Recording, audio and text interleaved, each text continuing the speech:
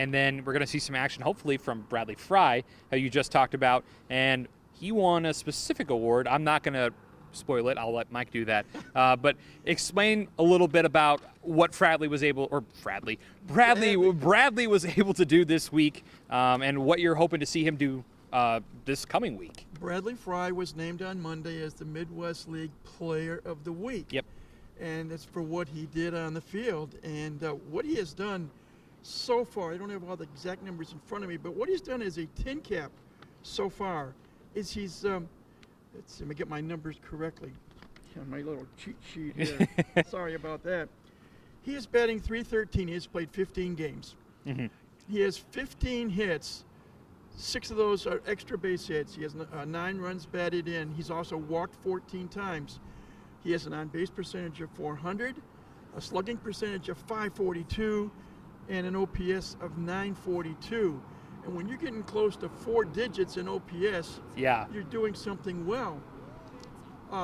He's done really well with the bat.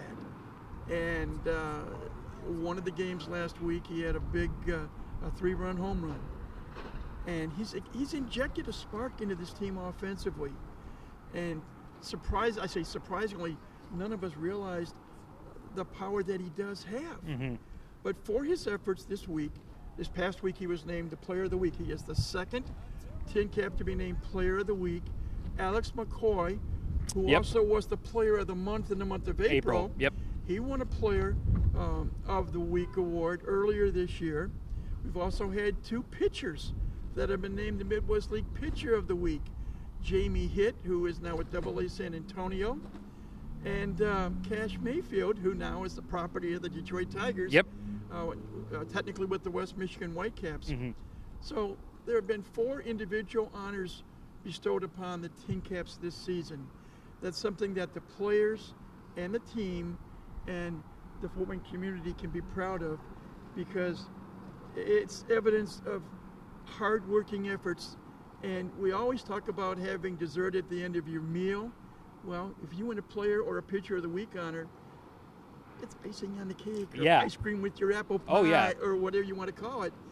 But it's also a way where the Midwest League says, job well done. For sure. So Bradley Fry, we can say this week, the reigning Player of the Week in the Midwest League.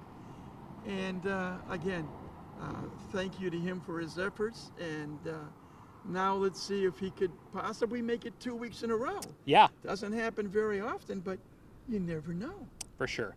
And then for those fans that are watching and are maybe a little interested or confused about how the postseason would work if they want to get out to a final Tin Caps game this week, is it the final 100% final chance to get out to a Tin Caps game, or if they make the playoffs, will there be a couple games here? If Miracle on Ewing Street takes place, and the Tin Caps can somehow pull the rabbit out of the hat and make the postseason. The postseason now in the Midwest League used to be 8 teams, but now it's only 4. Yes. It is the first half champion and the second half champion in both the East and the West. Yep. Those teams will play a best-of-3 series, and I'll give you an example in the East Division, for example. Yeah. Dayton won the first half. So game 1 of the best-of-3 will take place in the ballpark of the team that wins the second half. Now, right now, as we speak, West Michigan has a half-game lead on Great Lakes. Lake County is in third, I believe 3.5 back. Then you have Lansing in fourth, 4 back. The Tin Caps are in fifth, 7 back. So mathematically, they're still alive. Yes. Let's just say, hypothetically, the Tin Caps come through. Tin Caps, second half East champs. Game 1 of the series for the Eastern Division Championship would take place here at Parkview Field. Game 2, and then if needed, Game 3 would take place in Dayton. Gotcha. And also, because of the overall records that currently are with all the teams. Yes. Let's say the Tin Caps do get in and they knock off Dayton to win the Eastern Division title, because they will have a worse overall record than whoever comes out of the West. Yeah. Unfortunately, a championship series now is a best-of-3 as well. It used to be a best-of-5. I wish it were a best-of-7. As But, it should be, yeah.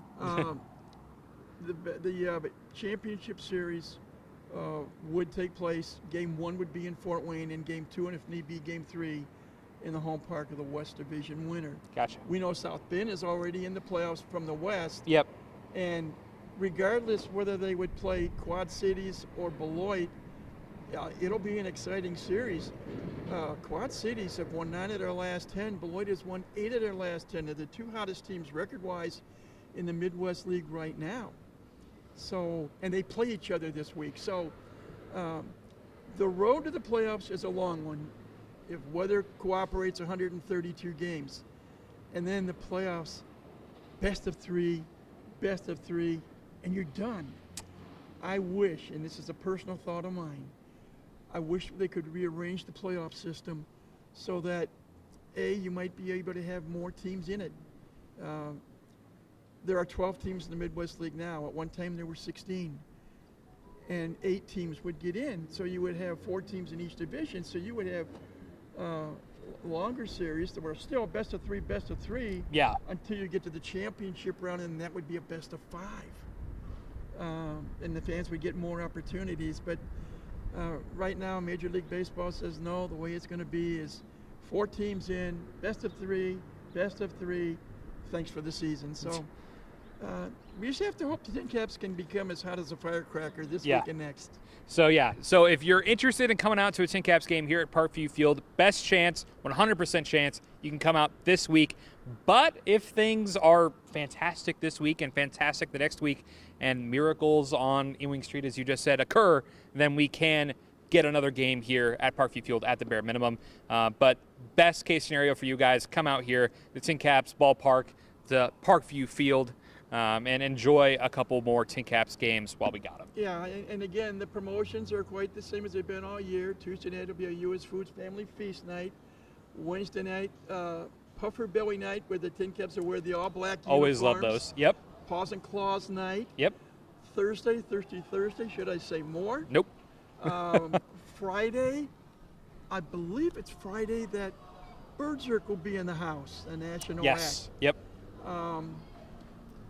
Saturday night, I'm off the top of my head, I can't remember what the I know promotion it's is. the last night for fireworks. I do know that. Yes. And then Sunday is a day game this year. It's a 1:05 first pitch, and there's always something nostalgic about the final home game of a season. Yeah. And the final regular season game itself.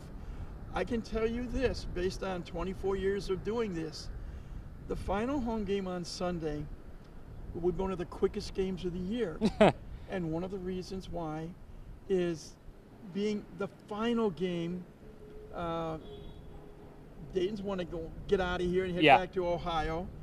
And there will be one more week of games in Lansing. We'll talk about that next week. But it is the end. And players, this week, for example, we had the Friday night game went 3 hours and 41 minutes. The Saturday night game went 3 hours and 7 minutes. The Sunday game went 2 hours and 57 minutes. So 3 games that were at or over 3 hours. Players don't want to play 3 hours next Sunday afternoon. So you'll see a lot of batters swinging at first pitches. Yeah. And the defensive players have to be on their toes because the pitches are going to come literally fast and furious. And the batters are going to be swinging. The fans might like it because it'll be a faster pace. Yeah. The players may like it because they won't have to stay as focused as long. I'm not sure if us broadcasters would like it because, let's face it, one of our bad traits as broadcasters, we like to talk. But in any event, 6 more opportunities this week. Yep. One possibility should the unforeseen take place. Yeah. But if we look at it more realistically, this could and should be it this year. Yep. To see the fans, Tin Caps in person here at Parkview Field. So I most highly recommend to get out here, as I said a little earlier. And then another thing I know that's going on Thursday is that it's going to be Wizards night. Yes. So there will be some Wizards merch that I know will be in the ballpark for sale. And if you know me at all, I will be purchasing something. I don't know what it is. but I love the Wizards, and I love all that nostalgia stuff. Jessica Thompson is the director of the Orchard Team Store. Yeah.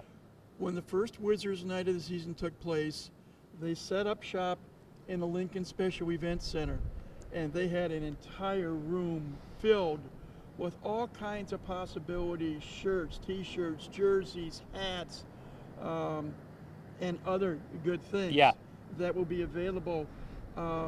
Remember, Thursday night, there's also post-game fireworks. Yep. First pitch is at 7:05. I'm not sure if the gates open at 5:35 or 6:05. It'll be one or the other. But come on out early as soon as the gates open. You can peruse. Jessica and her staff will be happy to help you. Yep. And I still have 2 pieces of Wizards gear from back when it was the Wizards. I will be wearing a blue polo shirt that has the letter W in front. Nice. And I still have a Gore-Tex raincoat that still works over 20 years later. That's what I have. But there will be a lot of things that say Fort Wayne Wizards that will be available to the fans who come out on Thursday. Yeah, and I do believe I still have my hat from when I was a kid. It does not fit me at all, but it's that F and that W from the Wizards that I used to wear over at the Memorial Stadium, and just really enjoyed the Wizards nostalgia, and I'm sure people will as well. First pitch for this first game of the series is Tuesday. That'll be tomorrow at 6:35 p.m. right here at Parkview Field. This has been another episode of TinChattin. I'm Andy Newman. This is, as always, been Mike Moss, and we will see you next week.